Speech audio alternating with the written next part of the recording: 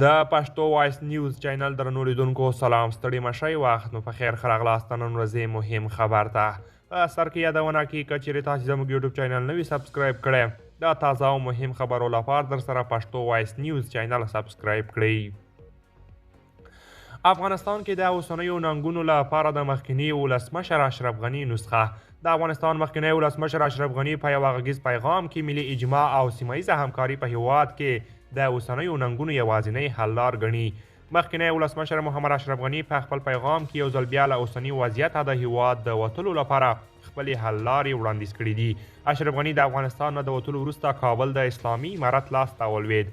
مخکنی ولسمشر محمد اشرف غني وایي له ملي اجماع او د یو بل منل یوازینی حل لاره ده له سیمه ییزو همکاریو پرته زموږ راتلونکی ستونزمن دی ځکه سیمې دي چې سره یو ځای انکشاف کوي او په سیمه ییزو شرایطو کې له چاودنې او ځانمرګ مخنیوی کیدی شي.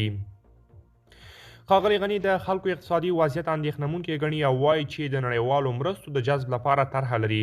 د ده په باور اوس مهال 50 سلنه هیوادوال غواړي چې هیواد پرېږدي.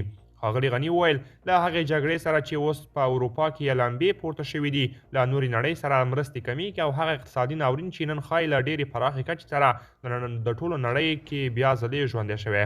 څرګنده اړتیا ده چې موږ د ځان بسیاني او په خپلو پښو د درېدو لپاره واضح لار ولرو.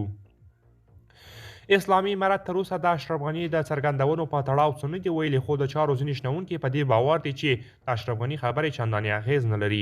د نړیوالو چارو شنونکی جاوید سنگدل څرګندوي ښاغلي غني په یو ډول غواړي چې ځان د افغانستان خلکو او نړیوالې ټولنې په وړاندې ځان سپین کړي او هڅه کوي چې طالبانو ته قناعت ورکړي چې بیرته هیواد ته راستون شي او په افغانستان کې د یوه ستر سیاسي په توګه حضور ولري. د سیاسي چارو شنونکی طارق فرهادي هم وویل اشرف غني له هغه درسونو خبرې کړې دي چې په خپله یې پرې عمل نه دی کړی. قدرمنو دوستان دا وه زموږ د نن ورځې چمتو کړې ویډیو. که تاسې د ویډیو په اړه کوم نظر لرئ موږ سره یې کومنټ کې شریک کړئ. تر بیا ښه وخت.